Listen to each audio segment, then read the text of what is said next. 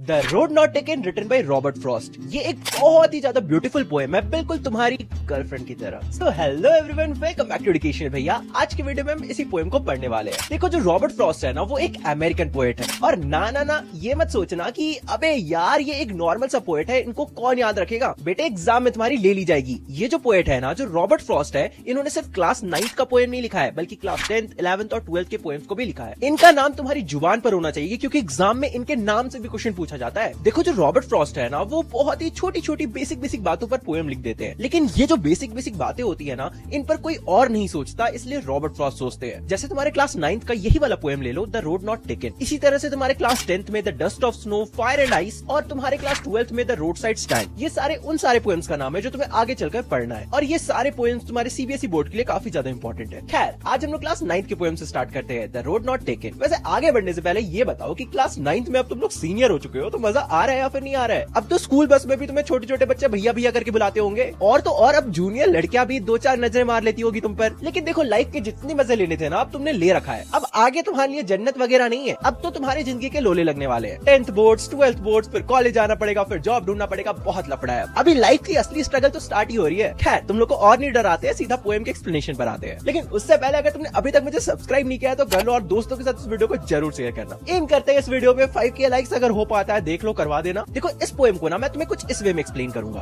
सबसे पहले मैं एक पैराग्राफ पढ़ूंगा और फिर रॉबर्ट फ्रॉस्ट को बुलाऊंगा, वो तुम्हें एक्सप्लेन करेंगे। तो पोएम के फर्स्ट पैराग्राफ यानी कि फर्स्ट स्टैंजा में पोएट ये लिखते हैं कि two roads diverged in a yellow wood and sorry I could not travel both and be one traveller. Long I stood and look down as far as I could to where it bent in the undergrowth. Hi, मैं हूँ Robert Frost और अभी मैं तुम्हें पहला paragraph explain करने वाला हूँ। देखो, क्या होता है ना, एक दिन मैं एक जंगल में चल रहा होता हूँ, तभी मैं अपने चारों तरफ देखता हूँ कि जो जंगल है ना, वो पूरा पीला पड़ चुका है। अब पूरा जंगल पीला कैसे पड़ गया था? क्योंकि उस टाइम ऑटम का सीजन था। तुम्हें पता ही होगा कि ऑटम के सीजन में जो लीव्स होते हैं ना, वो येलो टर्न कर जाते हैं, और फिर ऑटम के सीजन ही में जो लीव्स होते हैं वो सारे नीचे गिर जाते हैं और फिर नया लीव्स आता है। और तुम्हें ये भी पता होगा कि लीव्स पीले इसलिए पड़ते हैं ताकि वो झड़ सके, उसके बाद पेड़ में नया लीव्स आता है। तो जब मैं जंगल में चल रहा था ना, तो मैं यही दृश्य को देख रहा था और मैं बहुत ज्यादा खुश था। लेकिन तभी मैं जब थोड़ा सा आगे जाता हूँ तो मैं देखता हूँ कि रोड 2 भाग में डिवाइड हो रहा है। मैं चाहता था कि मैं इन दोनों ही रास्तों पर चलूं, लेकिन मैं एक इंसान हूँ, मैं एक वक्त पर एक ही रास्ते पर चल सकता हूँ। इसलिए मैं वहाँ पर रुक जाता हूँ और फिर काफी देर तक सोचता हूँ। मैं दोनों ही रास्तों को एकदम दूर दूर तक देखने की कोशिश कर रहा था। मैं ये जानने की कोशिश कर रहा था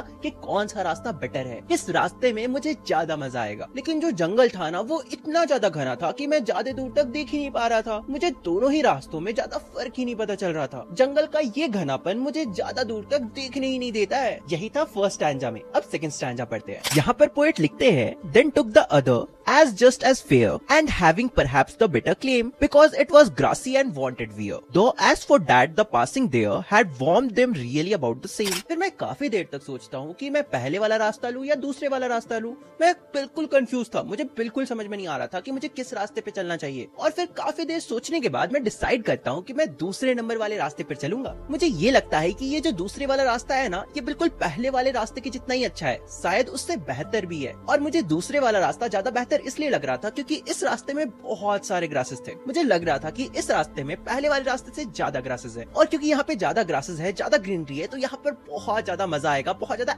एडवेंचरस कुछ मिलेगा। मुझे ये भी लगता है कि ये जो दूसरा वाला रास्ता है, क्योंकि ये बहुत ज्यादा ग्रासेस से भरा हुआ है, इसका मतलब यहाँ पर ज्यादा लोग नहीं चले होंगे। क्योंकि तुम सबको पता है कि अगर ज्यादा लोग एक रास्ते पे चलते हैं ना, तो वो रास्ता बिल्कुल भी ग्रासेस से भरा हुआ नहीं होता। क्योंकि जब लोग बार बार जमीन पर पैर रखते हैं ना, तो वो जमीन बिल्कुल भी अब उपजाऊ नहीं होता, वहाँ पर कोई भी ग्रास नहीं उग सकता। क्योंकि अगर वो उगते भी है तो फिर लोग कुचल देंगे। इस तरह से ग्रासेस बार बार मर जाते हैं, और वो जो एरिया होता है ना, वो बिल्कुल सूखा होता है। तो इसलिए मुझे ये लगता है ना कि ये जो दूसरा वाला रास्ता है ना, ये ज्यादा घना है, ज्यादा ग्रासेस है, तो यहाँ पर मुझे ज्यादा एडवेंचरस चीजें देखने को मिलेगी। और देखो बच्चों, तुम भी अपनी लाइफ में कभी ये मत करना कि जो ज्यादातर बच्चे कर रहे हैं ना, तुम भी वही करो।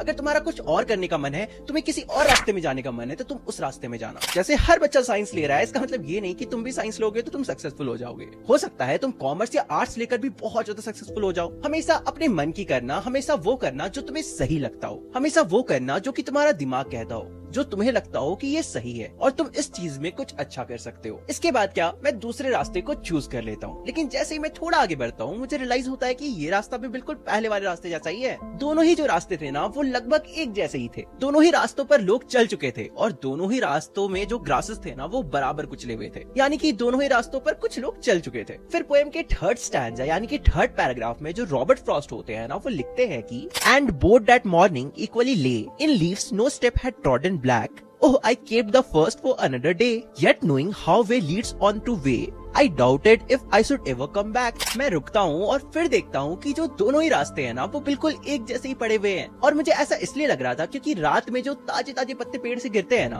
अगले दिन अगर लोग उसी रास्ता पर चलेंगे तो वो जो पत्ते होंगे वो कुचले हुए होंगे। लेकिन आज सुबह सुबह जब मैं इस रास्ते पे चल रहा हूँ तो मैं देख रहा हूँ कि बिल्कुल भी पत्ते कुचले हुए नहीं है। तो पत्ते है ना वो पूरे रोड को बिल्कुल ढक चुका है, बिल्कुल कवर कर चुका है और सारे पत्ते बिल्कुल ताजे हैं। और ये देखकर मुझे ये लग रहा था कि इस रास्ते पर आज तो कोई नहीं चला है। फिर मैं सोचता हूँ कि वो जो पहले वाला रास्ता है ना वो मैं कभी और चल लूंगा, आज मैं इस रास्ते में चल लेता हूँ। लेकिन देखो मन ही मन मुझे पता था कि जब तुम कोई एक रास्ते को चूज कर लेते हो ना तो तुम वापस पीछे नहीं आ सकते हो। हाँ, लोग कहते हैं कि आज मैंने ये रास्ता चूज कर लिया, अगले दिन मैं वो रास्ता चूज करूंगा, लेकिन सच बताओ कि क्या तुम सच में उस रास्ते को चूज कर पाओगे? क्या तुम कल सच में दोबारा यहीं पर आओगे और वापस से चूज करोगे? ये प्रैक्टिकली पॉसिबल नहीं है। जब तुम एक रास्ते को चूज करते हो तो वो तुम्हें कहीं कहीं कहीं कहीं कहीं ले जाता है और जब तुम उस स्टेज में पहुंच जाते हो, उस जगह पर पहुंच जाते हो तो फिर तुम वापस क्यों आओगे?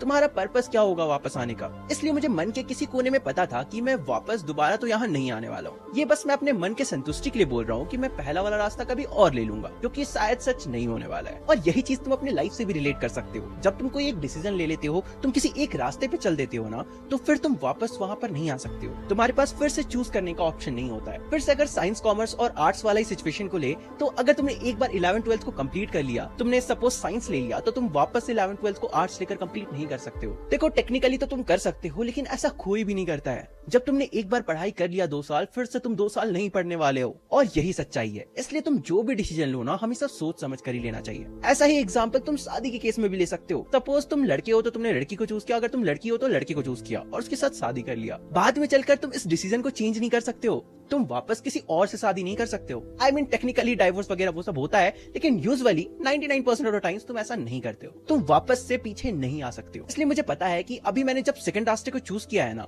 तो मैं वापस से फर्स्ट रास्ते पर नहीं चल सकता हूँ। भले ही मैं अपने मन के संतुष्टि के लिए बोल दूं कि मैं कल फिर आऊंगा और पहले रास्ते पर चलूंगा, लेकिन असलियत में वापस आना बहुत ज्यादा मुश्किल होता है। फिर हमारा फोर्थ और आखिरी स्टैंजा में जो रॉबर्ट फ्रॉस्ट होते हैं वो लिखते हैं कि I shall be telling this with a sigh. Somewhere ages and ages hence, 2 roads diverged in a wood. I took the one less travelled by, and that has made all the difference. इसके बाद मैं सोचता हूँ कि सालों बाद जब मैं ये कहानी किसी को बताऊंगा, हो सकता है अपने बच्चों को ही बता रहा हूँ, तो उस वक्त मैं साफ आहें भरकर बोलूंगा कि एक जंगल था जिसमें 2 रास्ते थे और मैंने उस रास्ते को चुना जिस पर बहुत कम लोग चले थे, और इस डिसीजन ने मेरी जिंदगी को दूसरे लोगों से काफी अलग बना दिया। पर सच बोलूं तो जब डिसीजन लिया था तब दोनों ही रास्ते एक ही टाइप के थे, पर जिंदगी में हम अपनी चॉइसेस को बिल्कुल कहानी की तरह बनाते हैं। थोड़ा सा ड्रामा डालते हैं ताकि ये लगे कि हमने अपनी जिंदगी में कुछ उखाड़ा है, ताकि ये लगे कि हमने अपनी जिंदगी में कुछ बड़ा किया है। और इस तरह से ये जो तुम्हारा पोएम है ये खत्म होता है। तो देखो मेरे छोटे भाइयों और बहनों, लाइफ में ना ऐसे कई सारे मोड़ आएंगे जहाँ पर तुम्हें डिफिकल्ट फैसले लेने होंगे, यानी कि तुम्हें कुछ डिसाइड करना होगा, तुम्हें कुछ चूज करना पड़ेगा। पर बिल्कुल फिक्र मत करना, चाहे तुम लाइफ में कोई भी डिसीजन लो, चाहे वो डिसीजन कितना भी हार्श हो ना, तुम अपने डिसीजन को लेके हमेशा कॉन्फिडेंट फील करना, उस रास्ते में पूरे दिल से चलना। और तुम्हें पता है यहाँ पर मैं रास्तों की बात नहीं कर रहा हूँ। ये डिसीजन या फिर ये जो चॉइस है ना, ये कुछ भी हो सकता है। हो सकता है ये डिसीजन तुम्हारे 11th में साइंस, कॉमर्स, आर्ट्स चूज करने का हो, चाहे तुम्हें फ्यूचर में जॉब करना है, बिजनेस करना है या फिर सेल्फ एम्प्लॉयड बनना है, ये उस चीज का डिसीजन भी हो सकता है। चाहे ये जो डिसीजन है या फिर ये जो चॉइस है ना, ये तुम्हें किससे शादी करना है, इसका भी हो सकता है। तो ये पोएम हमें ये सिखाता है ना कि तुम कोई भी डिसीजन लो, लेकिन उस डिसीजन को लेकर कॉन्फिडेंट रहना। आगे चलकर ये मत सोचना कि काश मैंने वो चूज किया होता, ये नहीं चूज किया होता। हो सकता है जब तुम 12th में हो तब ये सोच रहे हो कि क्यों यार मैंने क्यों साइंस चूज किया, शायद मुझे आर्ट्स चूज करना चाहिए था। ये वाला जो रिग्रेट है ना, ये कभी भी अपने दिल पर मत रखना। तुम कोई भी रास्ता चूज करते हो उस पर पूरे दिल से चलना। और बाकी तो हम हमारी कहानी अपने तरह से ही लिखते हैं, जैसा हम डिसीजन लेते हैं उसी तरह से हम अपनी कहानी लिखते हैं। और इसी तरह से ये जो तुम्हारा पोएम है ना, ये खत्म होता है। आई होप सो तुम्हें ये पोएम पढ़कर मजा आया होगा। अगर मजा आया तो वीडियो को लाइक करके चैनल को सब्सक्राइब करना मत भूलना, क्योंकि अगर तुम सब्सक्राइब नहीं करते हो तो मेरे आने वाली वीडियोस तुम नहीं देख पाओगे। और नीचे मेरे सेकंड चैनल का लिंक है, अगर तुम लाइफस्टाइल और फिटनेस में इंटरेस्टेड हो तो वहां पर मुझे फॉलो कर लेना। और अगर तुम मेरे पर्सनल लाइफ के बारे में जानना चाहते हो तो मुझे इंस्टाग्राम में फॉलो कर लो, उसका लिंक भी डिस्क्रिप्शन में गिवन है। अब दोनों से मिलते हैं अगले वीडियो में, तब तक के लिए बाय बाय।